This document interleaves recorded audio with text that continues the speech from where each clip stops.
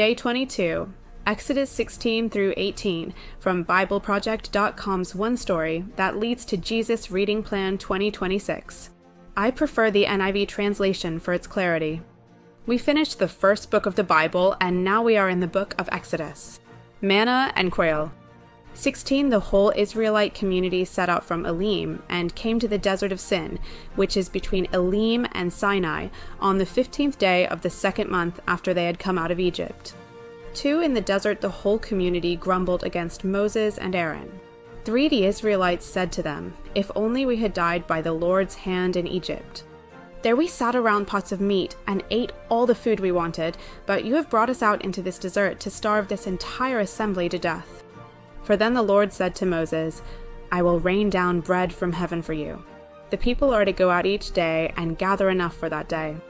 In this way I will test them and see whether they will follow my instructions.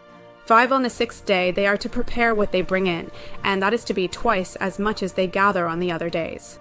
6. So Moses and Aaron said to all the Israelites, "In the evening you will know that it was the Lord who brought you out of Egypt." 7. And in the morning you will see the glory of the Lord, because he has heard your grumbling against him. Who are we, that you should grumble against us? 8. Moses also said, "You will know that it was the Lord when he gives you meat to eat in the evening, and all the bread you want in the morning, because he has heard your grumbling against him." Who are we? You are not grumbling against us, but against the Lord. 9. And Moses told Aaron, "Say to the entire Israelite community, 'Come before the Lord,' for he has heard your grumbling."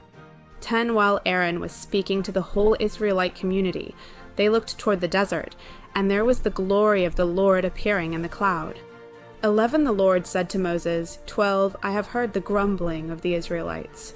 Tell them, at twilight you will eat meat, and in the morning you will be filled with bread. Then you will know that I am the Lord your God. 13. That evening quail came and covered the camp, and in the morning there was a layer of dew around the camp. 14. When the dew is gone, thin flakes like frost on the ground appeared on the desert floor. 15. When the Israelites saw it, they said to each other, "What is it?" For they did not know what it was.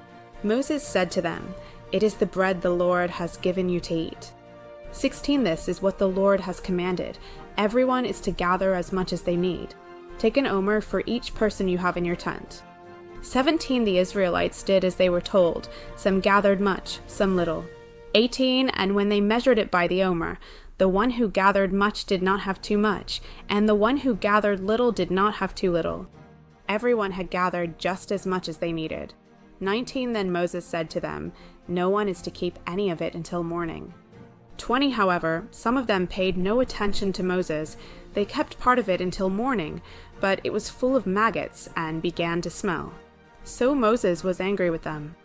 21. Each morning everyone gathered as much as they needed, and when the sun grew hot, it melted away. 22. On the 6th day, they gathered twice as much, 2 omers for each person, and the leaders of the community came and reported this to Moses. 23. He said to them, "This is what the Lord commanded. Tomorrow is to be a day of Sabbath rest, a holy Sabbath to the Lord. So bake what you want to bake and boil what you want to boil. Save whatever is left and keep it until morning." 24. So they saved it until morning, as Moses commanded, and it did not stink or get maggots in it. 25. Eat it today, Moses said, because today is a Sabbath to the Lord. You will not find any of it on the ground today. 26 6 days you are to gather it, but on the 7th day, the Sabbath, there will not be any. 27. Nevertheless, some of the people went out on the 7th day to gather it, but they found none. 28. Then the Lord said to Moses, "How long will you refuse to keep my commands and my instructions?" 29. Bear in mind that the Lord has given you the Sabbath. That is why on the 6th day he gives you bread for 2 days. Everyone is to stay where they are on the 7th day.